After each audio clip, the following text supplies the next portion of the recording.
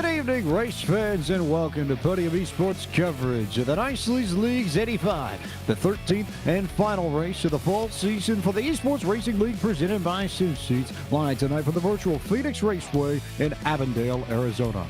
I am James Mike, the voice of Podium Esports, alongside Justin Prince.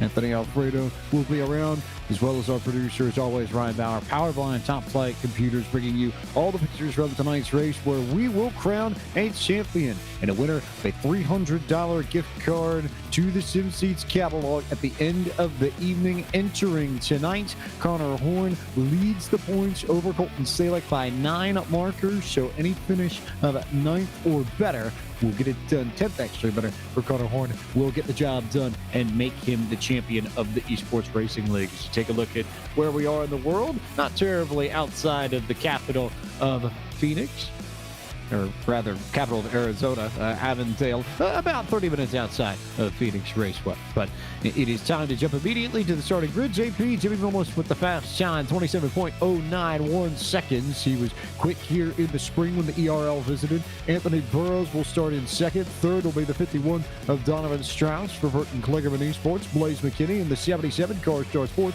Fifth will be the 66 of Blake McCandless. Connor Horn, your points leader, will start sixth this evening. Seventh will be the 41 of Michael Finlayson. Brian Pratt rolls off from the 8th position. Ninth will be the 40 of Caden Rush. And Presley Shore will start in 10th, JP. Alex Bell will start in 11th spot tonight at 27.3 in qualifying. He'll start alongside Landon Huffman, who will make an appearance this evening in the 75. Evan Rice and Colton Zimmer round out the top 14 with one other qualifier putting in a time. That's 15th place. Stephen Rosal was a 27.6 in qualifying, 6/10 off the pole. Brandon McKissick, the first driver who will be lined up via provisionals, with Lucas Cram 17th, 18th will go to Colton Salek, with Nathan Rabideau and John Midget rounding out your top 20 on the board.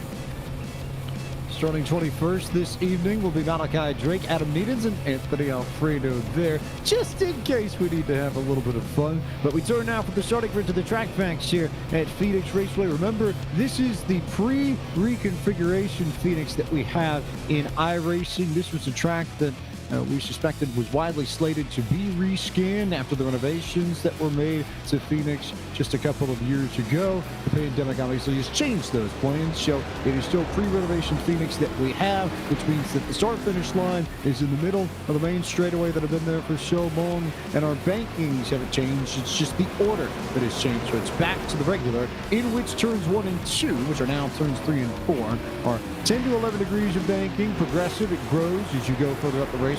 Same for the dog leg on what is the back straightaway in the sim. Turns 3 and 4, 8 to 9 degrees progressive banking, and then the back stretch, and depending on where you are, either 8 degrees or 10 degrees of banking, 3 degrees of banking on the front stretch. We go for 85 laps, 85 miles, just over 135 kilometers to settle this final race of the fall season of the Esports Racing League. The Nicely's Gaming Leagues 85 is underway, and Jimmy Mullis with that lead ahead of Anthony Burrows and Donovan Strauss as they begin to fan out through the dog leg, as is so common here at Phoenix before they all come back together to the entry into turn 3. There's so little banking there, Anthony, and especially in comparison to turns 1 and 2. It's a completely different animal getting your car to rotate through the center of the corner on the back end of this racetrack compared to the front. It's definitely a challenge, and one of the biggest things that affects that is the banking difference. You head into right here, which is turn 1, and it had a lot more banking than, of course, the dog leg, especially if you cross that transition onto the apron, where you have to be careful because not only is it hard on equipment, but it's such a significant transition that you can actually upset the handling of your race car and can get a little dicey through there. So we often see guys step out the back of the car in there and sometimes even crash. But when you head down in turns 3 and 4, it's much flatter, and that's where those huge differences in load really affect the handling of your race car as well. So it's interesting to see how each one of these drivers attacks each corner differently. Another thing that will affect the way these drivers get around Phoenix today, the weather. In sim, we race on the default day for iRacing, May 15th, 2020, around 12:45 p.m. local time, which would be Pacific Daylight Time at that time of the year. 78 degrees Fahrenheit air temp isn't necessarily all that high. Neither is the humidity, 30%. You figure the desert, it should be pretty dry. Winds headed to the southeast at 8 miles an hour. Not necessarily crazy either, but the track temp, JP, 128 degrees Fahrenheit, just 12 markers south of the theoretical max that you can find in iRacing, the 140-degree track temp. So this track is slick. It will be slippery. It will be difficult for drivers to maintain the rubber on their tires, and these cars will almost certainly loosen up as this race progresses and we go deep into these green flag runs. Put this in perspective here, James. Drivers were struggling to find grip throughout practice in preparation for tonight, especially on corner exit, in part with the low downforce, but as well with those very high track temperatures. Drivers are going to be on the very edge to make sure they conserve the right rear tires as the run goes on, especially if you are looking to either win this race or come away with the championship by the end of the night. In other words, if you're in one of those battles, you're going to need to be careful in how you play this out, because unlike a short track, say like a Bristol or Martinsville, this is a track that's known for some fairly long runs. There's a little bit more space here, a little bit more breathing room here, and it allows you to extend some of these green flag runs. You're not completely on top of each other like we saw last week at Martinsville, and that really does change the way you race this place. And I would be very curious to see over the course of 20 to 30 laps what the wear in particular on the right rear is going to be. We saw it in the spring, Anthony. Blake Reynolds had an incredibly fast car on the short run, but he burned off the right rear so badly on the long run that he was maybe, call it an inch or two away from spinning out every time he went through turn 3. The right rear, I think, is the tire these drivers are going to have to take care of the most, and by a good margin too, compared to the other three in the car, if you want to find success in the long green flag run tonight.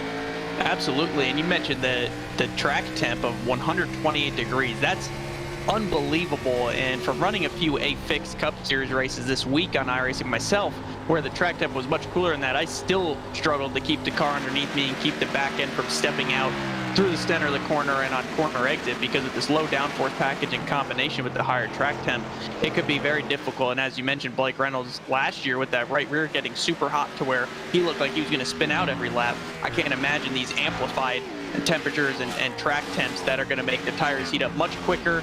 There's going to be much less grip, and these cars are going to be a handful to drive in a few more laps if they're not already, as we see some of these guys sliding around right here in turns 3 and 4.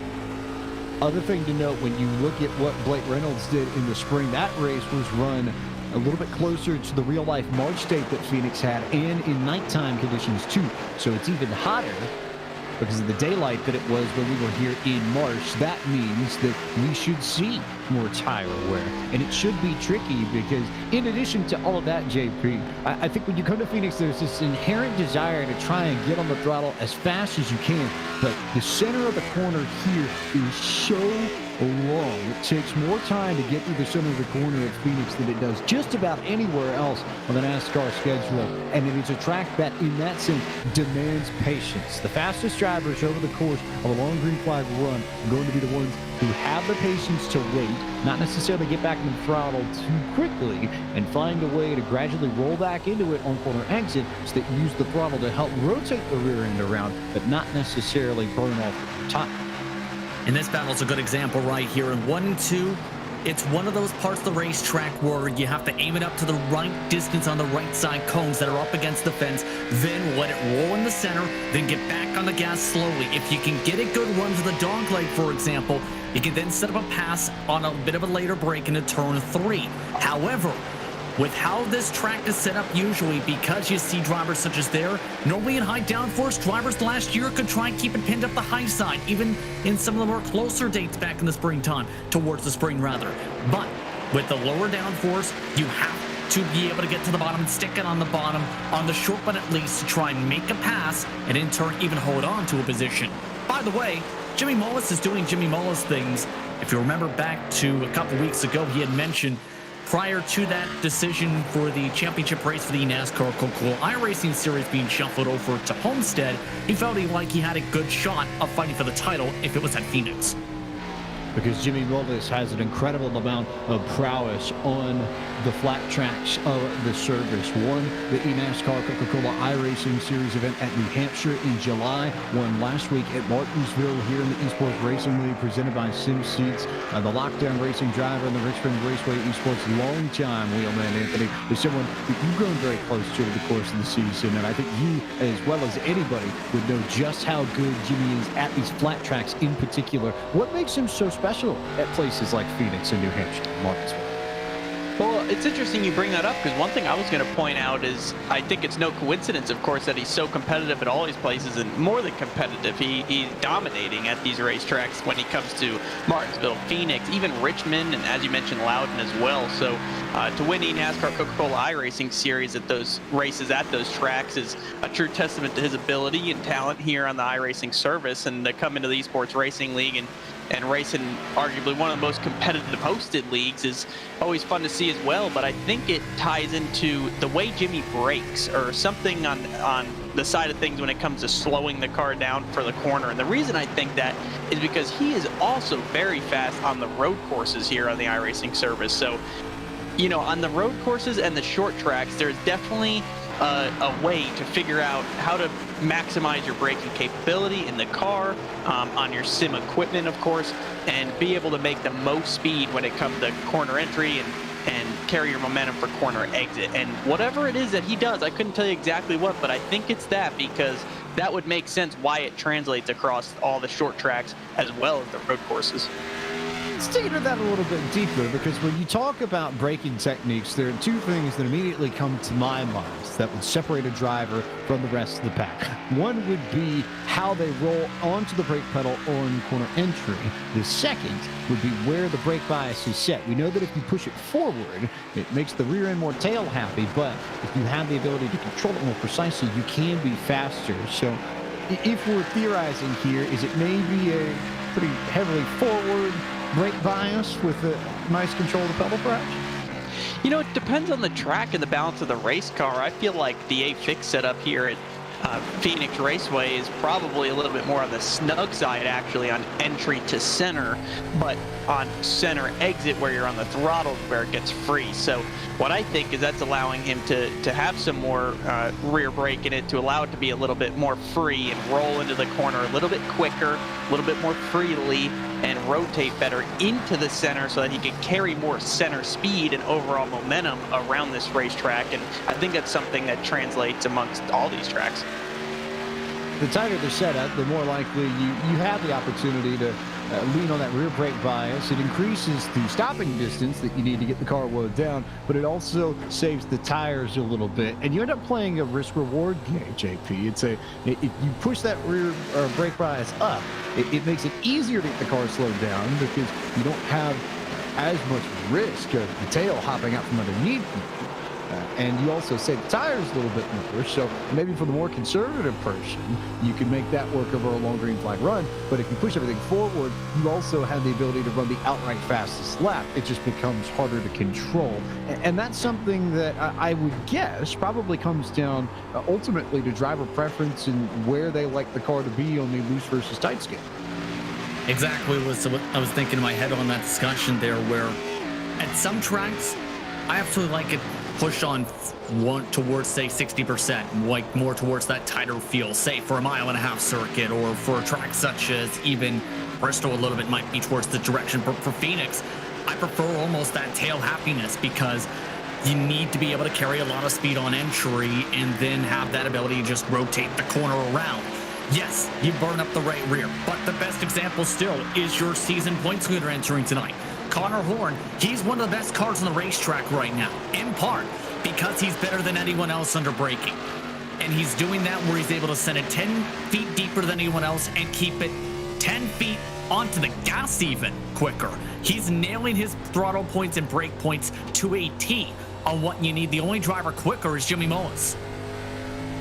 About to state 2 points. First is that if you want a good lesson in the importance of brake bias, go take either the Ford Thunderbird, the 1987 Chevrolet Monte Carlo to Rockingham and compare brake bias setups for qualifying and race trim. They differ significantly and give you a great example of what front and rear brake bias can do for you. Connor Horn, though, you're right, is the only car, along with Anthony Burroughs, to be in Jimmy Mullis' zip code so far as lap times are concerned. Last time by, those three were separated by a 10th. It was an 88 to a 93 to an 87. So within hundredths of a second, Connor Horn and Jimmy Mullis. And Michael Fenlison and Blaze McKinney about 0.2 slower. Blake McCandless was in the 28.8s. He was virtually identical to Jimmy Mullis, only 6 1/1000ths of a second slower. So the top 3, and then McCandless all sort of in the same ballpark, and maybe not a surprise then that McCandless is going to get into the side of Michael Finn, or actually no, I believe it was Blaze McKinney that he got into, and he sent it in deep there, JP, and just ran out of room in the end. And there's also one of the risks with the brake bias, right? Sometimes if you send it in too deep or end up getting so loose, you can't stick the bottom. And now Blaze McKinney's around. His tires are shot. McKinney around, tires are shot, and the first yellow flag out of this evening's Nicely Leagues 85. And no doubt, Anthony, that was probably an after effects of all the tire wear that occurred when he looped around over reinforcing the contact with McCandless. It's so easy to flat spot the tires here, and the slow, lazy spins that we see on flat tracks, especially pronounced in Phoenix. Well, I was just about to say how the tires are getting so hot during this long green flag run here with the track temps, and to have a slide like this, I first want to say what an incredible save by both these drivers to keep their cars pointing in the right direction in this incident right here. Unbelievable, especially by the 77 of Blaze. What an incredible save, and to get back on the racetrack. But now he drives down into turn 1, and his tires are not only maybe flat spotted, but just way overheated. So he drives down in here probably the same as he has been all day, but forgetting that he has way less grip than he has had throughout the race because of how hot those tires just got from that massive drift in turns 3 and 4. So it kind of changes my comments I was about to have earlier. I was going to say, if we keep going here racing long, to see guys like Connor Horn have so much speed this late into a run, I definitely think some tire conservation is going to come into play with the low downforce package and the low grip here at Phoenix and the high temperatures. It's no doubt that these drivers are going to be slipping and sliding, and as you can see, everyone's desperate to come to pit road for tires. So we'll see how long we can run once again here in this second stint. But if it is really far, these drivers are going to have to conserve on the beginning of the run to be quick on the long run. How about this? Blake McCandless and Michael Finlayson making contact on pit road. That's the first time all season we've seen an incident that significant on pit lane, but Finlayson goes around and has to right the car before he comes back into his pit stall. So he was scored 4th coming down pit road. He will leave pit road all the way back in the 18th, maybe even 19th position, depending on whether or not he decides to fix the damage. But all that track position he had, JP, gone off of that incident. Yeah, obviously made a mistake there in how he was angling into the pit box, first of all, because Blake McCandless' pit box, you've seen, was 2 stalls further out. Finlayson, though, was trying to angle it in quickly from just a box or so out, while Blake was trying to just angle it in and gas it on into his stall. That led to the contact, and now Michael Finlayson's going to have to deal with a very damaged car the rest of this run. A very consequential caution flag period, let's just say that, and keep in mind, right now, drivers like Connor Horn are doing what they need for the championship fight. But for other drivers, this puts them right back in the conversation, because drivers like Presley Sora, they need a lot of luck tonight. 18 points back. Colton Salick, this allows him to regroup here. He was only 9 points back. A lot to discuss here, to say the very least. And a lot can happen now, because this caution makes things much more difficult and much more pressure-filled if you're Connor Horn. Connor Horn could finish 10th or better this evening and win the title. He's got the most wins tiebreaker on Colton Salick, who came into tonight second in points, 9 back of the 67 machine, and Horn currently runs in 6th. So no matter what happens, he'd be in the title if he finishes in that spot. Salick currently scored in 9th in the 99 as we come back to the restart, which will come on lap 31 of 85. Tonight's race is presented by our partners at Nicely Leagues, and if you want to find out more information on their NASCAR League, NHL League, Grand Theft Auto League, and more, you can visit them at nicelyleagues.com for all the information for their Twitter, their Discord, any places you want to connect with nicelyleagues.com, all available on the website. So head to nicelyleagues.com for more information about tonight's presenting partner, the championship race for the Esports Racing League, presented by Sig Seeds from Phoenix Raceway. Jimmy Bullish, your leader for, I suppose, officially lockdown racing now, and/or Richmond Raceway Esports. We know that contracts are up, but probably a high likelihood that we'll see Jimmy Jam in the 46 for Richmond Raceway Esports again in 2021. Of course, he's one of the top 20 drivers, so he automatically qualifies into the 2021 eNASCAR Coca-Cola iRacing Series and jumps out by maybe a car length or 2 ahead of Blake McCandless and Anthony Burrows.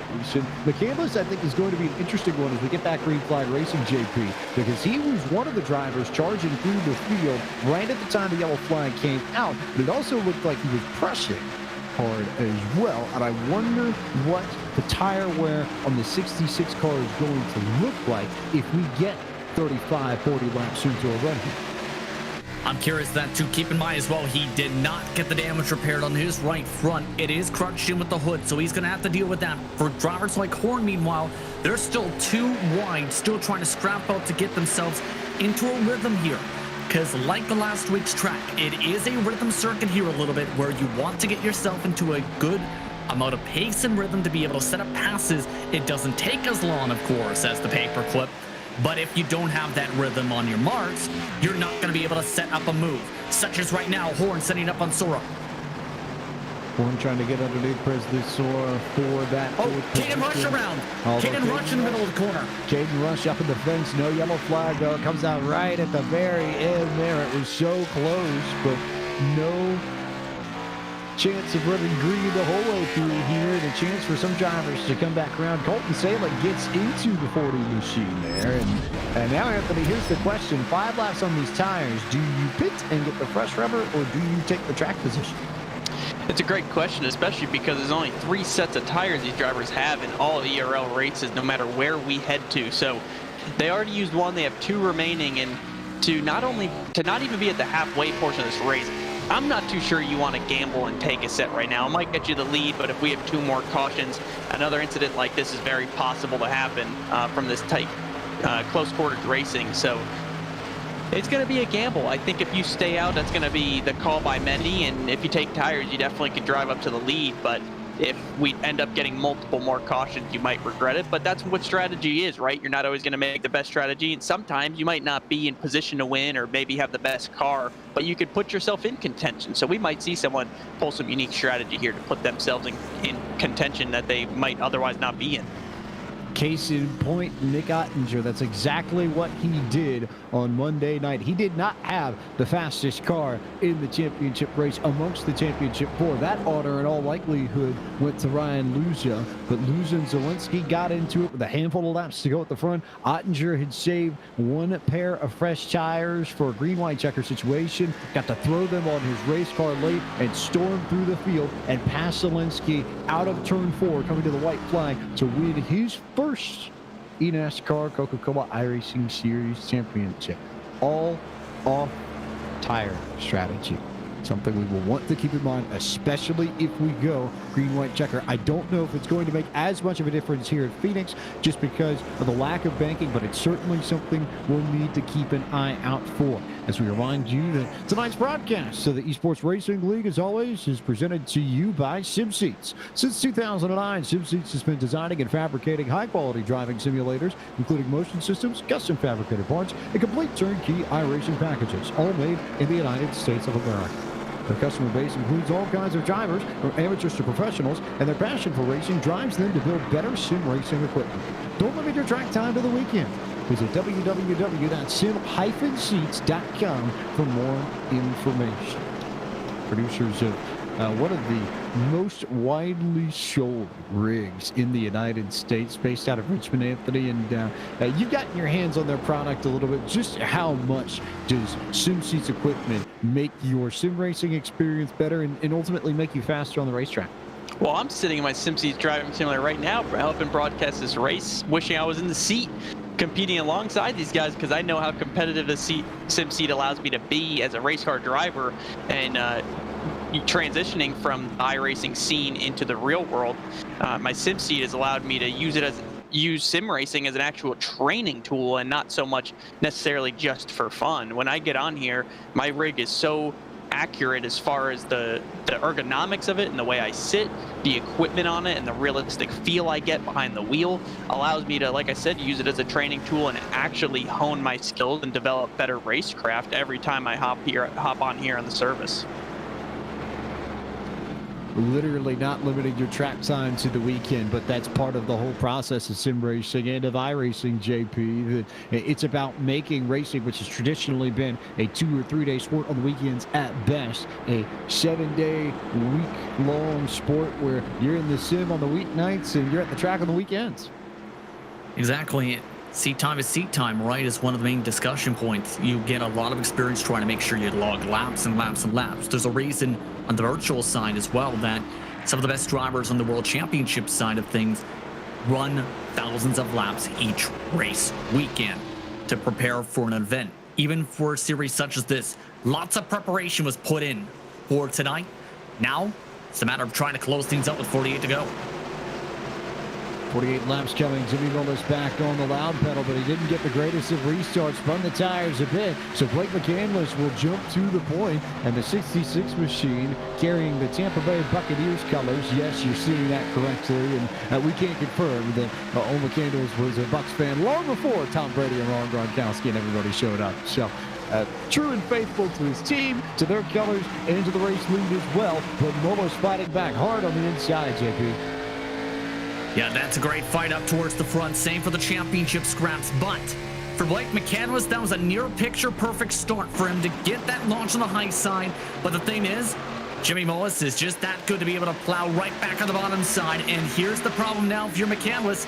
He's going to need to find a hole or make a hole back on the bottom side to make sure he tries to hold on to second. The problem is, Kretschusor and everybody else, they're not going to make it easy now. And he's trapped up on the high line, which, as we know, gets oh so tricky, especially when you're dealing with incredibly hot conditions like these drivers are tonight.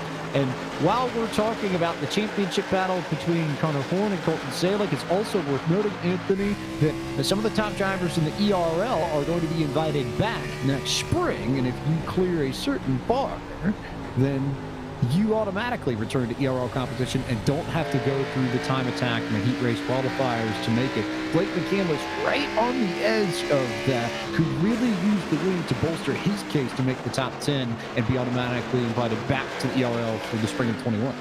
Absolutely, this is true. We accept 10 or top 10 in points from the previous season to be guaranteed a starting spot in every race next season, and that's what we've done this year as well with drivers like Jimmy Mullis, who finished second in the points, or won the championship last year, and Alex Bell, who finished second him in the points, as well as Blake Reynolds and a handful of others. So it's an extra incentive for these drivers to not only run every race, but compete not only for the $300 bonus SimSeats is putting up for the championship, but just to even finish top 10 in points is a big deal for the drivers, since they know they get a guaranteed starting spot next season and have the shot to go race for prize winnings and, of course, a championship once again. So we see that tonight. These guys are racing for the top 10 in points. And even drivers who may not be in the top 10 in points are racing really hard because they want the $75 winning purse from Nicely's Gaming League sponsored tonight's race. But that's going to make it critical for the drivers in the points chase to be careful and cautious and run a smart, safe race, because there's others who maybe don't have as much on the line and they're just going for a race win, where a lot of these guys have their eyes on the prize from SimSeats for the championship bonus. Mathematically, McCandless was the last driver who had the opportunity to make it back into the top 10 this evening. He came into tonight 20 points behind Anthony Burrows, who currently occupies that 10th spot in the standings. 74 points back of your leader, Connor Horn. Evan Rice came into tonight 87 points back, so 13 the difference between Burrows and Rice. But Burrows currently running in the top 5. If Burrows gets caught up in an incident and finishes 13, 14, 50th or so, JP, then that race becomes open. But as it stands, Burrows, if he can maintain this pace, he's in very good shape to lock down that final spot in the top 10. Alex Bell minus 66, Ryan Kendrick minus 61, 9th and 8th on the board in points respectively. See, they're also in the mix, but it's really Burrows, Rice, McCandless that we're watching tonight in that sense. And the thing is, when it comes to Anthony Burrows, he's not going to be an easy driver to beat, let alone get that type of bad luck. There's a reason he was in the top 20 in points by the end of the Road to Pro campaign this year. He's quick, he's consistent, he can keep a car clean, he can run multiple different types of cars, he even runs on the road course side a little bit in the Mazda MX-5s in some different types of series. In other words, you're going to need to hope that you have a bit of luck, I think, play in your hand if you're Blake McCandless to be able to have a shot on jumping Burrows. Because here's the thing, too. Depending how the DNFs lie here, there might not be enough of a points gap to be able to close in on, mind you, by the end of the race tonight. It's a valid point you make, although it's also worth noting that Everybody's pretty much in the same ballpark so far as lap times go, at least amongst the top 7. But you get back to Alex Bell in 8th, we're beginning to see some drop-off compared to the leaders, but everybody in that top 7 last time by, it was either a 28-1 or a 28-2, but as we know and as we've seen from real-life races here, as I think that was Brian Pratt, who was way sideways coming out of the final corner, Anthony, you see that spread really come in about this time of the run, lap 20-25. That's when you see the lap time start to stretch out, and you really figure out who has a good long-run car.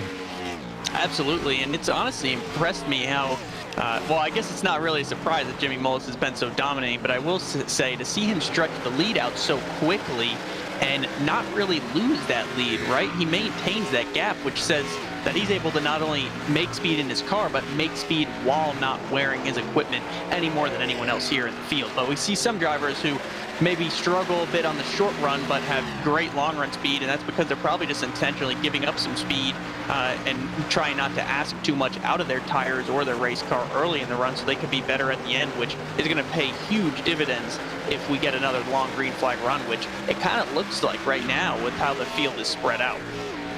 And also look who's behind McCann in the Table Bay Bucks car. Your points leader, Connor Horn, who started 6th, worked his way up to 3rd before that first round of pit stops, fell back to 6th after those pit stops, and is now back up to 3rd again. Maybe not the world-beating night that we've seen him have in some of the other races in the Esports Racing League fall season, JP, but it's a quiet, consistent, solid performance for Connor Horn, and he would be the champion if this race finished as is.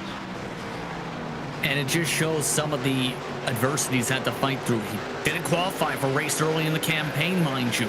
Had to claw his way into the championship fight. Turned out to be one of the more consistent drivers all season. But the past few races, every time he's had bad luck, everybody else he's been fighting for the title has also had bad luck. And here's the thing, this is one of his better racetracks. He's done, or shown rather, some good speed on a lot of these shorter tracks throughout the campaign and throughout his iRacing career. There's a reason he is near dead on lap times right now compared to Jimmy Mullis.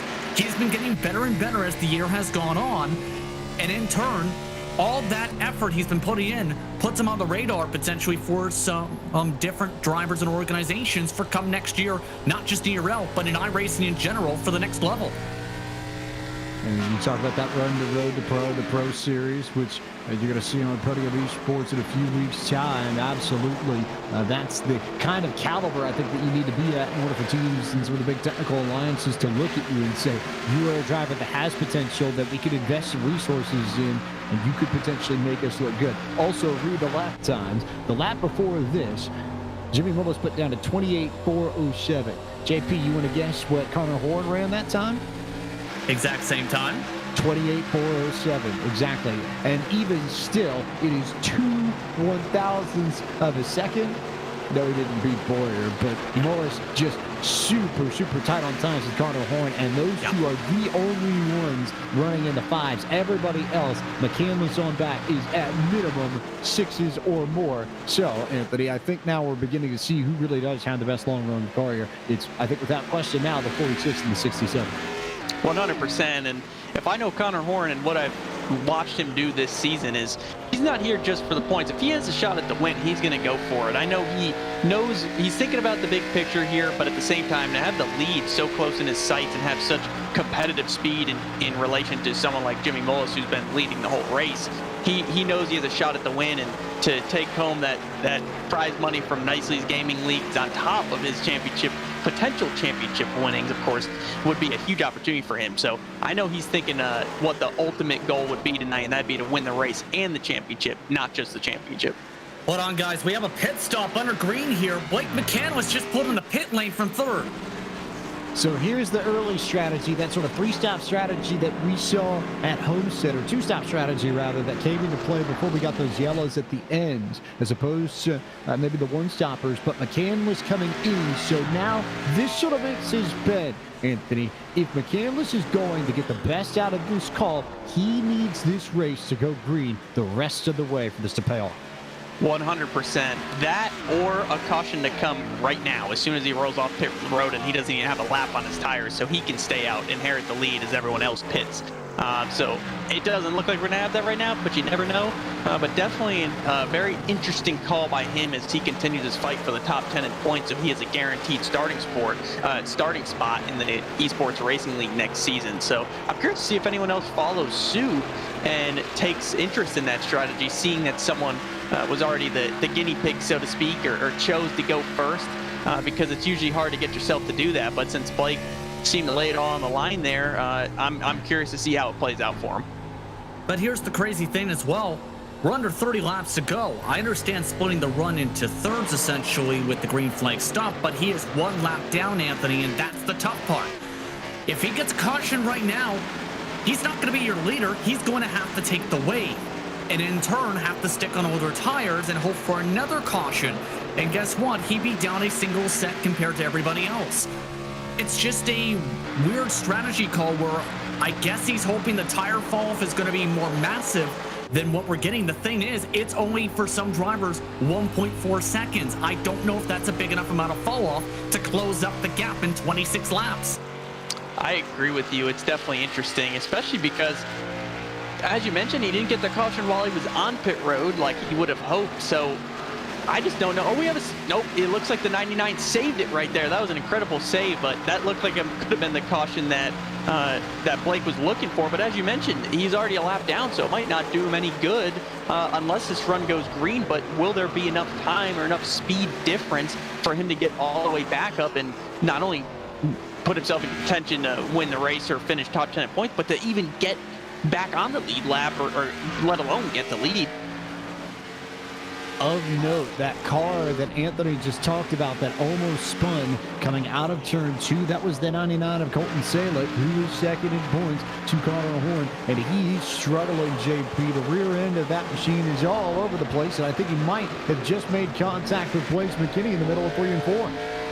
Yeah, the Go Flying Arrows machine just able to get by quickly. Salek's rear tires look like they are gone. And that might be part of the thought process maybe for Blake McCandless, was he was hoping some other drivers would have to come down and duck down for tires at this rate. But at this moment, drivers are waiting for that one car to just snap around, and they're just hoping it's not going to be them. I think Blake's going to get there to get his lap back. It's just whatever happens after that is up for debate, especially with some of the closer scraps. Say, if you look towards Lucas Graham, Evan Rice, right behind Landon Huffman, they're bumper to bumper, nearly getting loose off one another as well. It is an incredibly tight 3-car pack, Anthony. You're exactly right. We see these guys racing super tightly, and on top of that, we talk about Blake trying to unlap himself, and the issue is he's had to drive so hard and make the most out of those brand new tires that they're not going to be as fresh later in the run as they could have if he could have taken his time. But he's driving so hard to get back on the lead lap that I don't think he's even going to have that much left to make anything spectacular happen towards the end of the life of those tires, let alone at the end of the run. So I'm curious to see how this plays out, because all these guys who've been going from the green flag on the last restart have probably picked a pace and stuck with it, just like Jimmy Mullis and Connor Horn have done. So we'll see what happens here. It looks like he's getting close to unlapping himself, and we'll see how far he can get in 22 more laps if we don't have caution. If the leader does not come down, as McCandless will go around Mullis to get his lap back, he's going to need somewhere in the ballpark of about maybe 1.2 seconds every single lap in order to get back and potentially fight Jimmy Mullis for the race lead. That's not impossible, JP, but with the way the fall off tends to plateau and the way the gain in lap times tends to decrease as the run progresses, he's in that ballpark now. It was a 28.3 to a 29.0, but I think you're right. I just don't know if there's enough time. Yeah, but here's the thing. The lap times are still in the 28-second bracket. Right now, the difference is only winning clean space 1 second a lap. That is not enough. He may get within 7 seconds. That might get him a top 10 still, but it's not going to give him the race win, which is going to be the most costly thing. So I don't get this call at this point. Even if he gets a yellow flag, I don't know if this is even going to fare out well for him at all, because if he tries to pull something there, say a 2-tire call, there's also still the problem of, it's Phoenix. We've seen a lot of tire spin on that restart, like being on a couple laps on the tires. There might be a massive amount of tire spin if he tries that. Mind you, too, you still have drivers like Colton Salek who are just about to spin it around the way they're bouncing this car around in the corners. You think of Cole Witt back in the Xfinity Series finale at Homestead in 2016, who stayed out on old tires and checked up Eric Jones on the restart. Jones was directly behind him on the inside lane, had the fastest car all night, but had to give up so much time to Daniel Suarez coming to the last 10 or 15 laps of that race that by the time he had cleared Cole Witt, that he had no chance sticking around Suarez, and Suarez won the Xfinity Series title that year. Maybe you end up with the same sort of situation, and in that case, it would likely be one of Connor Horner, Anthony Burroughs that ends up paying the price, because they'd be the ones that would have to get around that 66 machine from the inside. So all hypotheticals there, of course, as the 19 machine comes down pit road and gets a little bit of service. That's Brian LaPrade, so he too beginning to feel the need for some fresh rubber, but I think the play here, more likely than not, barring the unexpected, Anthony, is to just stay out and try and run off pit laps like Jimmy Mullis and Connor Horner did. I completely agree, because we got to remember Jimmy Mullis still has an extra set of tires laying in the pits along with the majority of the field. If we do get a caution, if not, he's got a gap of 2.5 seconds, very comfortable lead over Connor Horn, our championship leader, and he himself has another 2-second lead over third place Anthony Burroughs. So these guys are, I wouldn't say they're riding right now, but they're definitely just sticking to a pace and getting all they can out of their race cars to keep speeding it while not slipping a tire, and that means pushing the nose through the center of the corner or sliding the rear on entry or exit or any of those things, so they don't ask too much of their tires and they can just maximize the life and the duration of that tire, so they don't wear them out too quickly and end up struggling, giving up spots here late. But it's going to be interesting to see these pit calls, and if we do get a caution, how it plays out. But if you're going to risk going a lap down, I think it kind of takes you out of contention as far as the opportunity to win this race, unless we see a string of cautions within these final 10 laps. Because we're not terribly far away from that marker in the Nicely Screaming League's 85 at Phoenix to close out the fall season for the Esports Racing League. And while we come up on 10 to go, a reminder of the few things that you'll be able to see in the next week in the world of iRacing. The season finale for the Super 500 Trans Service Cup Series is here at Phoenix. Yes, upcoming Monday night, November 9th at 9 p.m. Eastern. You can find that on the Podium Esports Twitch channel. And then the BMW Car Club of America iRacing Series will head to Road Atlanta Thursday night, tomorrow night, November 5th at 9 p.m. Eastern. And you can find that on the BMW CCA YouTube channel as a lot of the regular seasons come to a close and we start looking towards the off season. And in NASCAR terms, JP, that means one thing and one thing in particular, the eNASCAR iRacing Pro Series, the qualifying series for the 2021 eNASCAR Coca-Cola iRacing Series that will get its start in just a few weeks' time, November 17th, first race of the season. We've been set to go for that for a long time. Should be a lot of fun to see who makes it into the Coke Series next year. I know there's a lot of pressure for some of the drivers involved, including a couple of the drivers in this field tonight, where once that gets underway, James, you can't afford any mistakes. It's just 6 races. That's not a lot of time to try and make up for, say, a mistake. If you have any bad race, James, you might be out of it. You might not be able to get the points back compared to, say, Road to Pro, where you had about 6 months to try and regroup if you started off rough, say at the first race at, say, Daytona. In other words, it's going to be very tense, to say the very least, on the 17th. And don't forget, some of these drivers, too, are competing, say, in the Great Ultimate Driver Challenge and various other competitions coming up. There's going to be a lot of busy races coming up for many of these competitors. They're going to be keeping their schedules jam-packed to make sure they're all good to go, because a lot of these cars, if they aren't in the Pro Series, don't be surprised to see them make a run in Road to Pro, because many of them might be your drivers you see in those broadcasted splits. Certainly something you'll want to keep an eye on. And yes, for all the action in the offseason, Podium Esports will have Monday Night Racing, the eNASCAR iRacing Pro Series, and the Grit Ultimate Driver Challenge. That'll be on Monday nights preceding and ours. So you're going to doubleheader on Monday nights and then Tuesday nights for the Pro Series. And we'll keep you busy through the winter months. We know a lot of people like to hop on their rigs when they can't go racing in real life, because for most of the United States, it's a little bit too chilly to go out and run in the outdoors. So we'll keep you busy on iRacing and stay tuned to Podium Esports over the course of the off-season, especially in the build-up to the 3rd annual Podium Esports Daytona 500. Over 180 drivers registered in the last 2 seasons for that. They've been pared down to 43, and you'll see the third edition of that race February 7th, 2020. So just a few things you're going to keep track of over the course of the all-season. But we turn it back to this race and the final handful of laps in the Nice Leagues Gaming League's 85. Jimmy Mullis has stretched it out to about 2.6 seconds, but I think if you're Connor Horn, Anthony Alfredo, it doesn't really matter. You'll take second in the title every day of the week. I agree. As I said earlier, I know he wanted to win this race if he could, because that would be the icing on the cake. But the big picture here is the championship, and it looks like now he's just kind of settling in place and going to just focus on finishing off this race, keeping the fenders on it, and being smart until the end so that he can be the Esports Racing League champion. Not too long now for Connor Horn. Colton Salick down in 7th, and he would need some sort of mishap to Horn at this point in order to have any shot at the title. Horn would have to make mistakes, so just this handful of clean laps here. 6 to go now for your race leaders, and Horn is almost there, JP. He's been really consistent today. He's not been as quick. Yes, a bit on this longer run to Jimmy Mullis.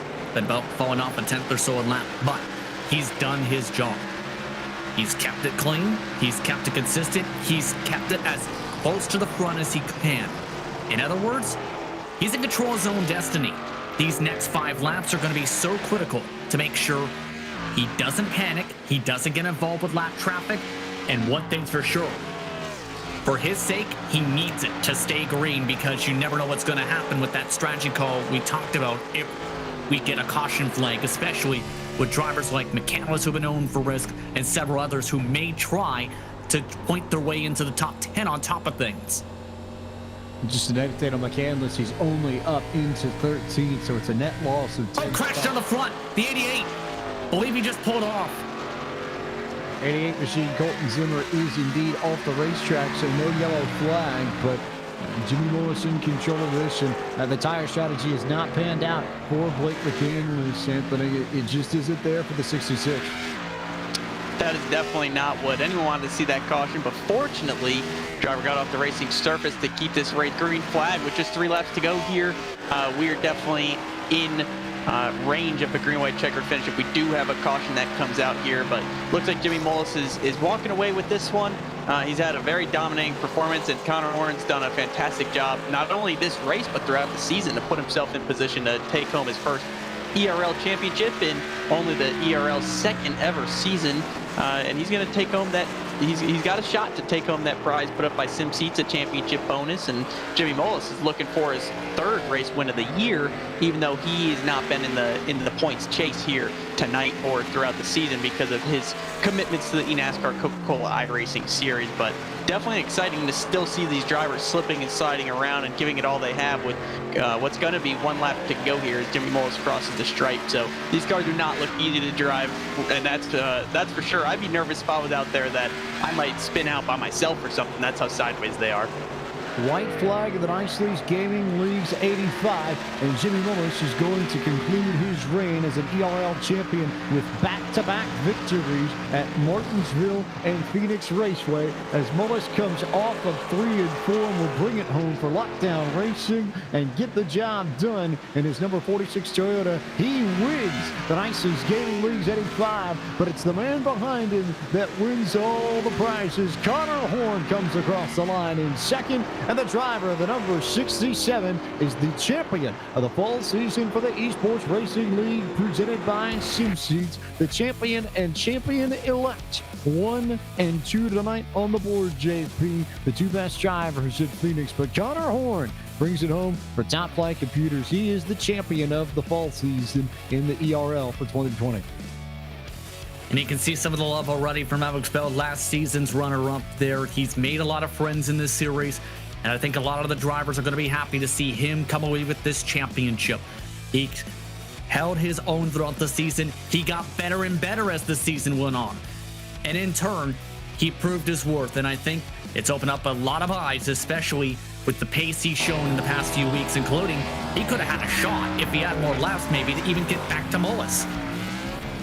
Maybe if this were a longer race, perhaps, but as it stands, I think he's quite all right with the way this is going down as Mullis burns it down all the way down the front stretch. Connor Horn wins the title, and Anthony Burrows finished third, and he will lock into next season's ERL and finish in the top 10 in points. So you'll see him and Connor Horn next spring when we get back to it, Anthony, and that should be a fun pairing, I think, those two.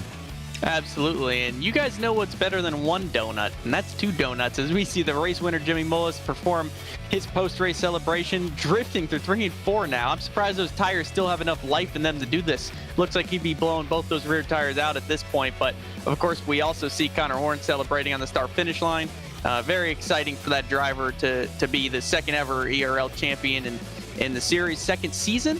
And I'm sure he's excited because he also has a guaranteed starting spot next season on top of that, so he can try to go win back-to-back titles.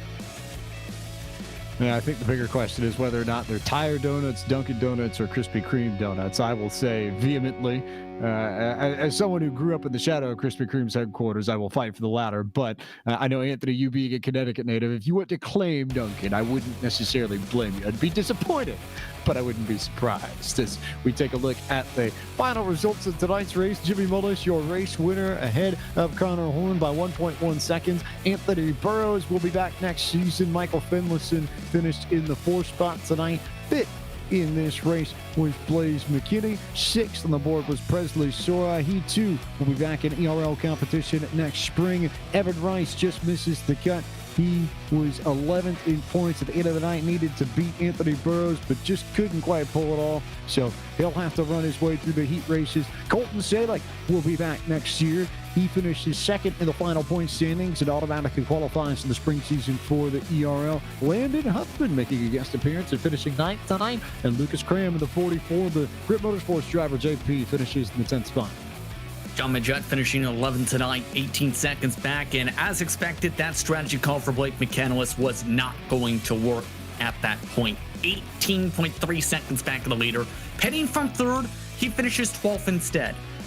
Everyone else behind Nathan Rabideau finished 1 lap down. Steven Rosawa's 1st lap down, Bell, Adam Neddens in 16th.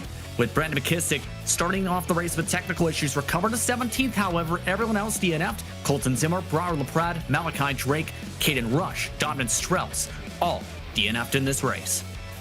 Tough place to get around, Phoenix. We now bring in the man who won tonight's race to go back-to-back. Jimmy Mullis going to get the chance to chat with Justin Prince tonight. Yes, indeed. And Jimmy, first things first. Strong victory tonight, led just about every single lap. How are you feeling?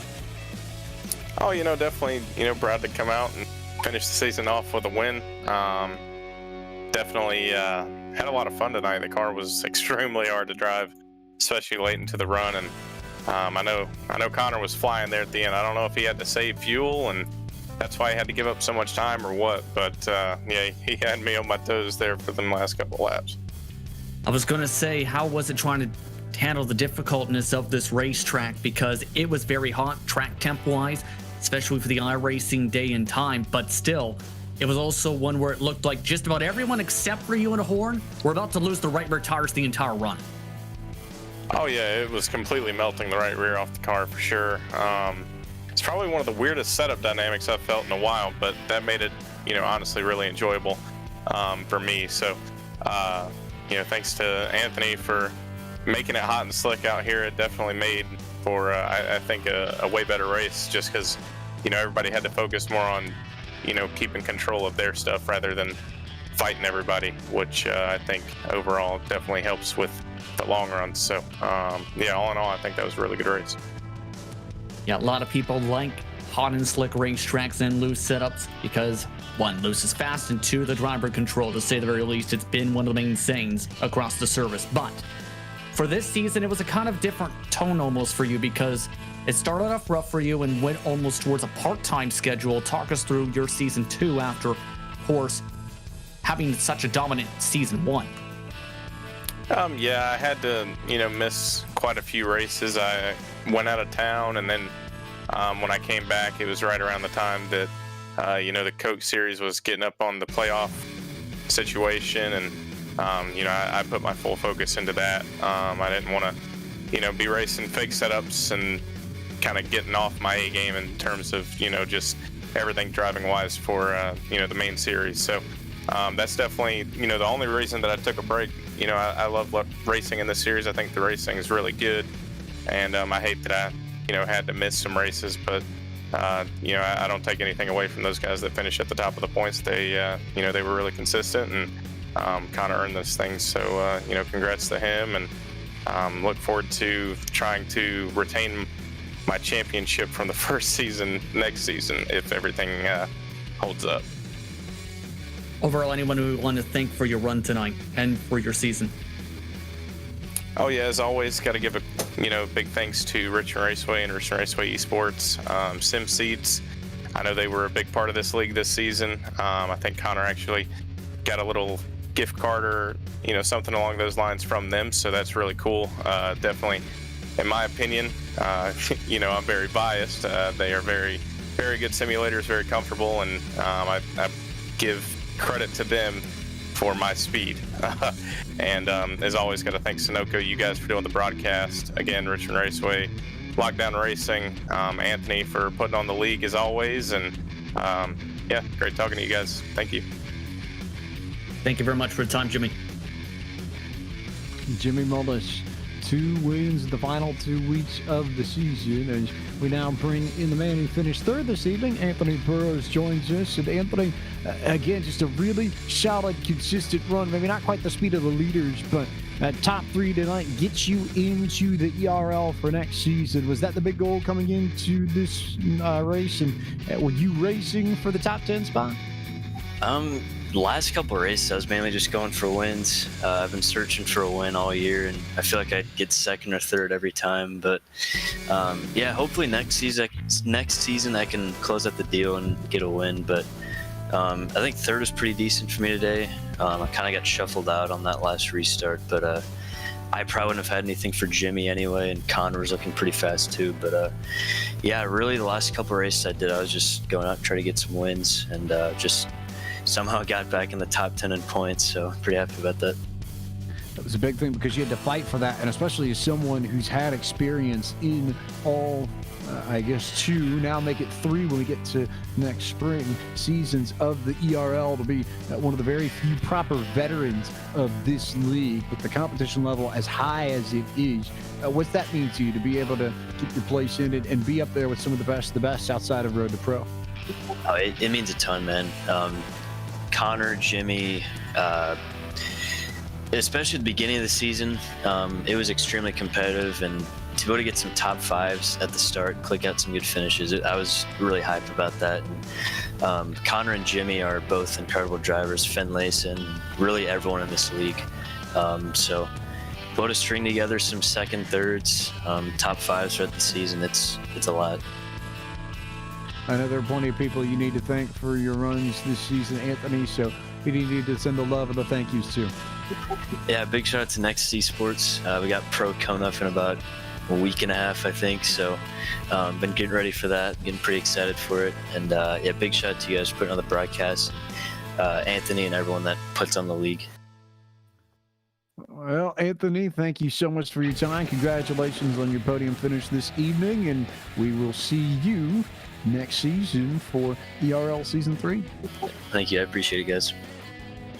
Anthony Burrows, 3rd place tonight, which leaves just one more man to speak to, and we can say it officially now. Connor Horn, you are the champion of the fall season for the Esports Racing League presented by SimSeats. First off, race tonight, really tricky to get around this place on old tires, but you and Jimmy were just going head to head within a tenth, a hundredth, a thousandth every single lap, trying to hang off the rear to the 46. What's that like from behind the driver's seat? It's a bit infuriating, but it was on edge every single lap, from the very first lap on new tires to the very end of that final run on the old tires. I mean, you're sliding out of the corner from the beginning of the run, and then 20 laps in, it would start sliding into the corner, so that right rear would just be dying each and every run. So it was difficult to manage. You had to be so precise getting on the throttle and getting on the brakes and all that. Everything had to be perfect. I ran the NASCAR iRacing Series race earlier at like 4 Eastern, and I really was struggling there on long run speed. I couldn't get the car to not get wicked sideways out of the corners, but I don't know, something clicked. I think this track was a bit hotter than that race, and for some reason it clicked for me. I was able to have a bit better throttle control than a lot of the guys out there. I think that's why I was able to keep up with Jimmy and catch him a little bit. It was very scary. A lot of times I went sliding into the corner, completely missed the entry, but all in all, I was able to have a decent pace, and I wish I could have gotten up there to challenge for the win, but obviously that wasn't the main goal tonight. It wasn't the main goal tonight.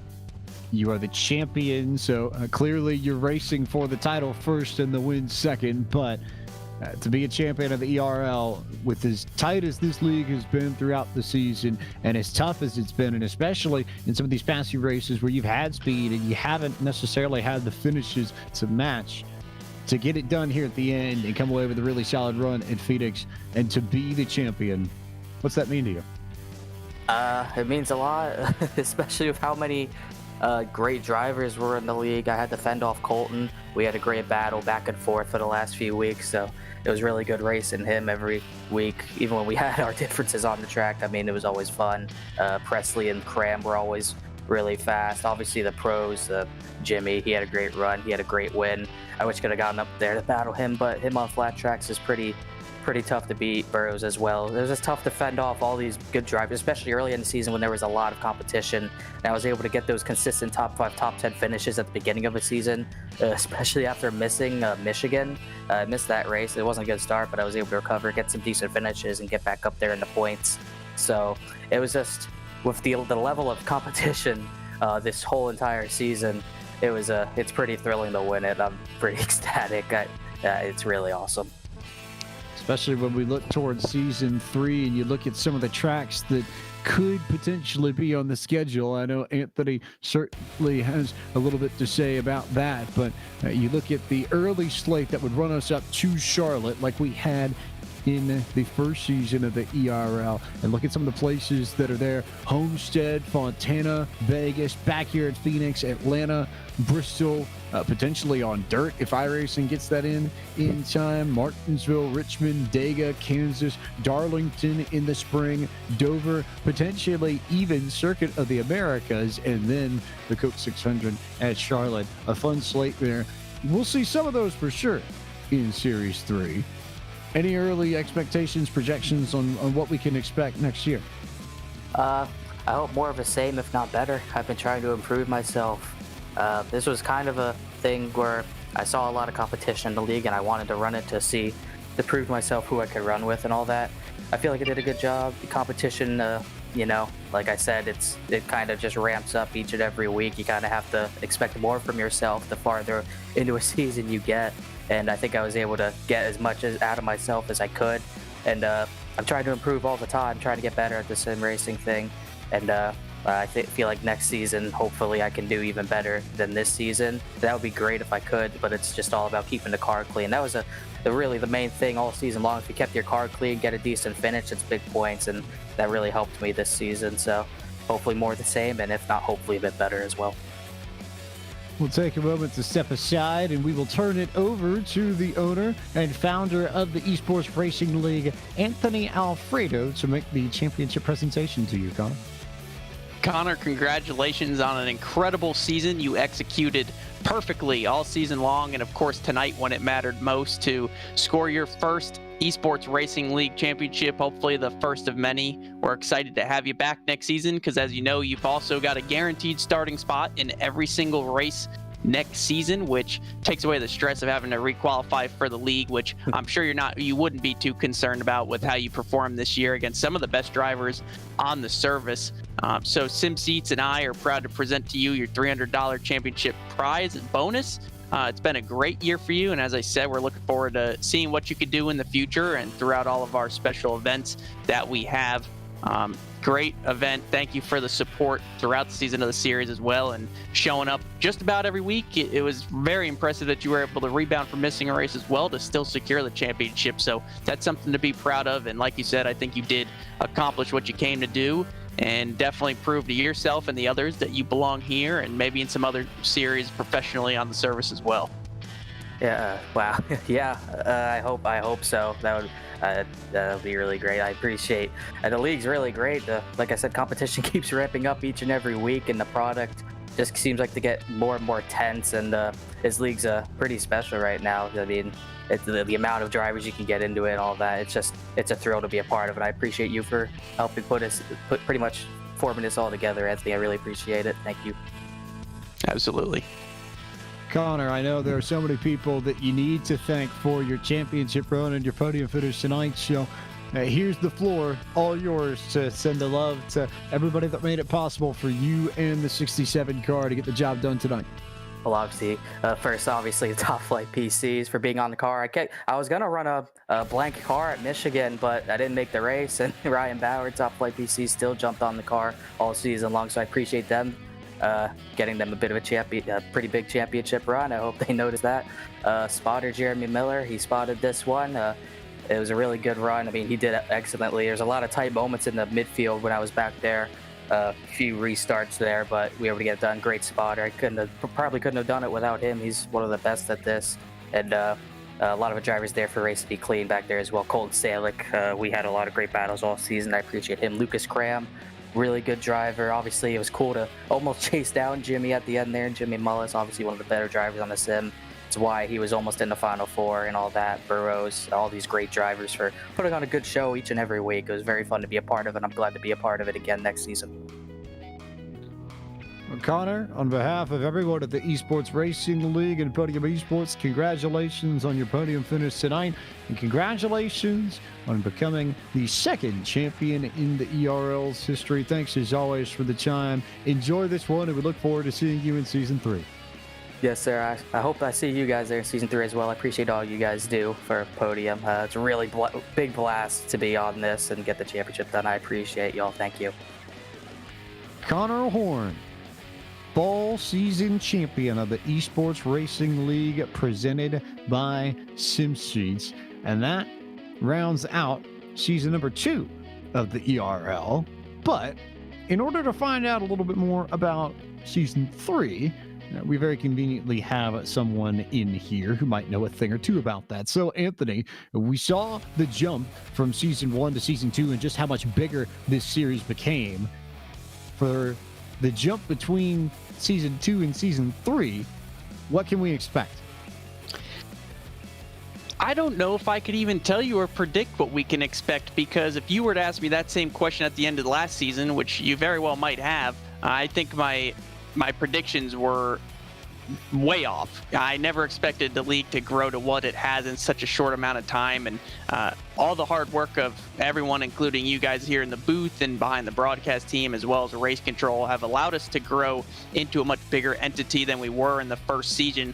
I know I was joking to a few people last week that I felt like last season I just started something where I was racing with some buddies of mine on the iRacing service, and we were broadcasting it live, just having a good time. And often I was doing race control, broadcasting with you, and competing at the same time. And now it's on a much more professional level, and it's really special to see so many talented drivers compete against each other, and guys like Connor Horn who don't compete at the national level or in the World Championship Series, so to speak, on iRacing, like the eNASCAR Coca-Cola iRacing Series, and come out here and get to race against those guys because of drivers like Jimmy Mullis and Blake Reynolds and many more supporting this league as well. So to have support from so many drivers is rewarding and cool and something to be proud of. I think that's what makes our league arguably one of the most competitive hosted leagues on the service, and I think it'll continue to grow. So like I said, it's hard to predict what the future will look like, but now I have high expectations after what we've accomplished in such a short amount of time. So I'd love to see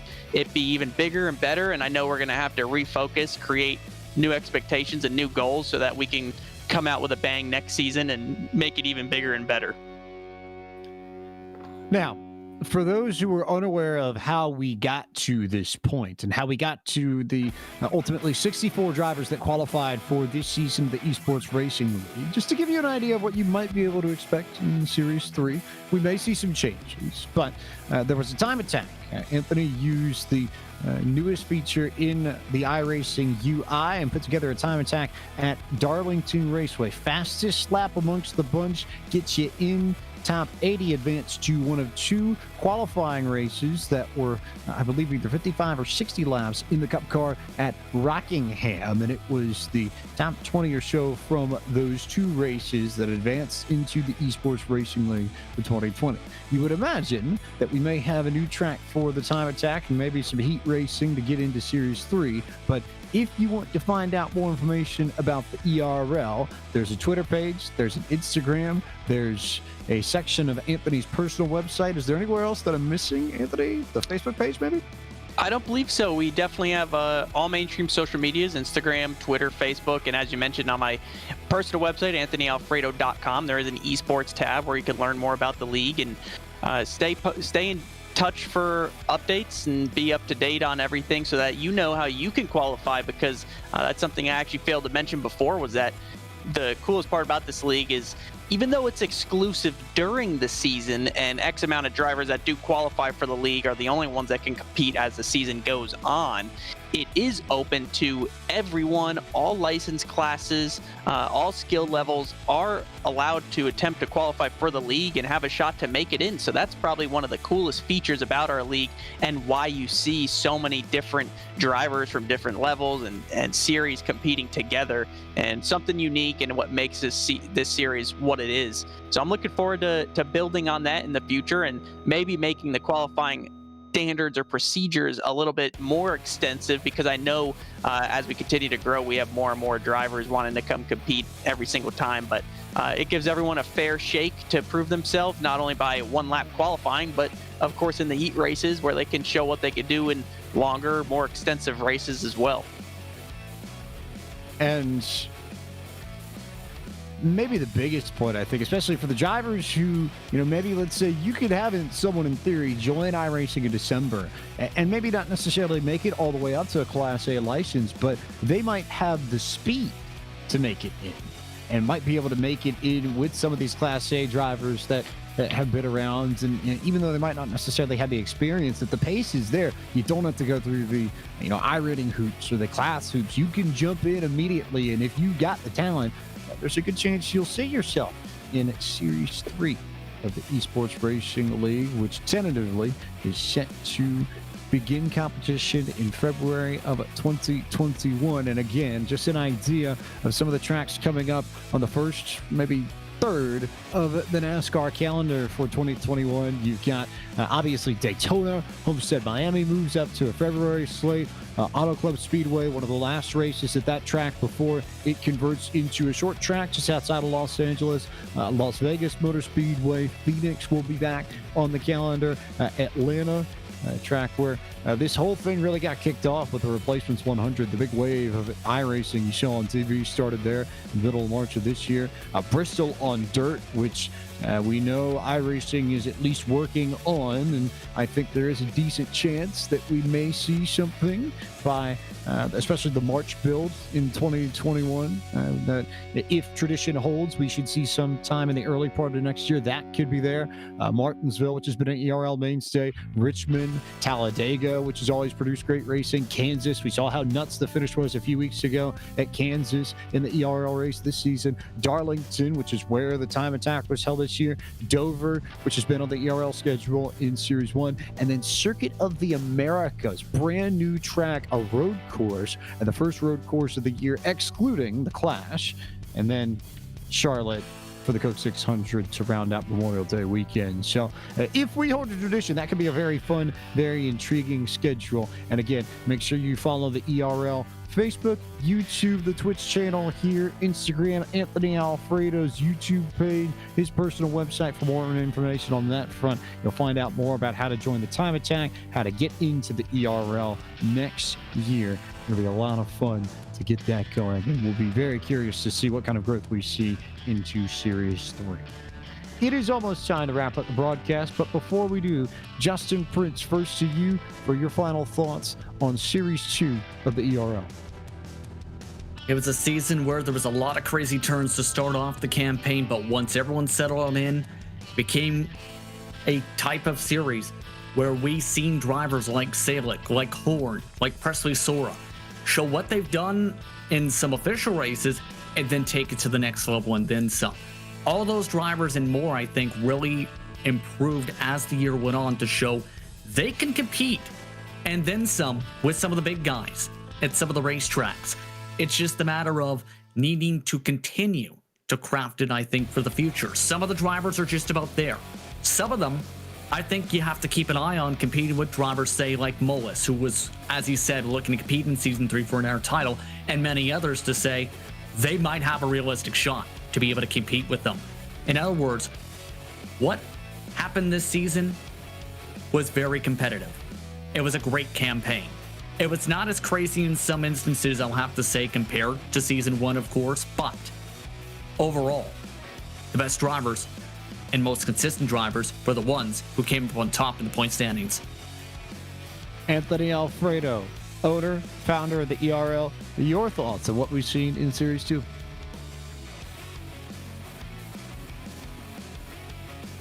Crickets.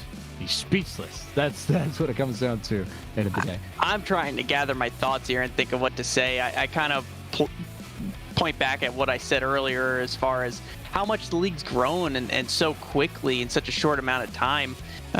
It's gotten way more competitive, and we saw that tonight. I mean, did we have long green flag runs that maybe got a little bit strung out at times? Yes, but the reason for that is because these drivers are so talented and trying so hard to keep these cars under them number 2, because it was harder to drive than many races we've had previously. But just to see these drivers showcase their talent in a very competitive field is always a blast, and I love hopping in the seat of my SimSeats Chevrolet Camaro when I can as well to see where I stack up against these guys on the service. But iRacing's played a tremendous role in my personal career as a real-life race car driver, and not only is it fun to get on with friends and, of course, compete with fans, but as I mentioned earlier, not only because of my SimSeats driving simulator, but what iRacing has to offer in general as a simulation is something I use to train, and with no practice and qualifying this year, it's been more crucial and played a bigger role in my career than ever before. And that's why I take it so seriously, and I take so much pride in this series, and I know how difficult it is. So to see these drivers come out and put on such fantastic shows weekly in this series, it's been amazing to watch, and I think this was an incredible season. Maybe not as close of a finish in the championship at the end of the year like we saw last year, but definitely more competitive overall throughout the entire field and the group of cars we had throughout the season. Not to mention the fact that last season we didn't even have any sponsorship as far as race winnings or a championship bonus, and we had competitive racing. So when you factor in that, you get a whole new level of competition from these drivers, because there's something that they're racing for weekly, aside from just the championship at the end of the season. So I love to watch that and see what these drivers can do. And as I said earlier, how significant iRacing is and realistic it is. I know just how difficult it is for these drivers to be competitive and go out and win races on this service. And that's why I wanted to provide a competitive league for them to prove themselves. And I think when I think of Series 2 and when I think of the ERL and where it has come, that to me is where I go back to. A place for drivers in the sim and a showcase to prove themselves. We know that the growth in sim racing has been tremendous this year, driven by the Replacements 100 and then, of course, the Pro Invitational Series and everything that proliferated from that. But there's been a knock-on effect all the way down the pyramid. The Coach Series got more views at the top level of NASCAR Esports than it ever has in any of its previous 10 campaigns. The Road to Pro also got record viewership numbers this year and was broadcast for the first time in its entirety on the Podium Esports Twitch channel, race after race after race after race. And you imagine that the Pro Series, which will start up in a few weeks, will also begin to set records from day one. And we would expect that viewership for the Pro Series is going to hit an all-time high this year. So you look at all of that, what you're seeing is a tree that is beginning to be fleshed out, and a proper set of series like you see in real life NASCAR with the Cup Series and the Xfinity Series and the Truck Series. Here in sim racing, it is the Coke Series and then Pro Series and then Road to Pro. And then you ask the question, what comes after Road to Pro? And where do you go after Road to Pro? What's, maybe the equivalent of, say, an ARCA or something? Where are the leagues and where are the series? Where are the independent places that you can go to find talent at a level that can compete in Road to Pro, that can do something in Road to Pro, and that potentially could be a breeding ground for teams looking for talent that might be able to make some noise in Road to Pro and eventually in the Pro Series, maybe even the Coach Series. If you want a good place to start looking, that's what I think we've seen with ERL. And in particular, when you look at what Connor Horn was able to do this year, on multiple occasions, he was running toe-to-toe with Jimmy Mullis, who was maybe a bad break away at best from being one of the Championship 4 contenders in the Coach Series this year. Not just a Coach Series driver, but consistently one of the best year in, year out. And Connor and company are keeping up with the 46 machine. It's not just like it's a beatdown. They're right there with them. I think that says a lot about the level of talent that we've seen in this series, the way it's grown over the course of this year, and how it should continue to grow as we jump into 2021. Breeding ground for some of the best of the best. You want to figure out who's going to make some noise Road to Pro? Start looking here, because this is going to give you a very good indicator of what we're going to see in Road to Pro when that fires up, presumably next March. It is almost time for us to close out the broadcast, but before we do, we remind you of a few events that are coming up in the world of iRacing over the course of the next week.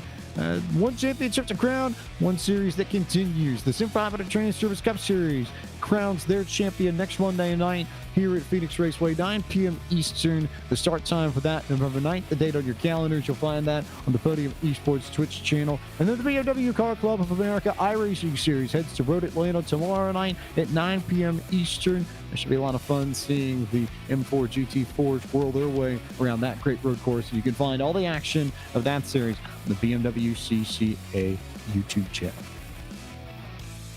It is now time for us to close out our broadcasts and close down the second season of the Esports Racing League presented by SimSeeds. But so many people that we need to thank before we go off there.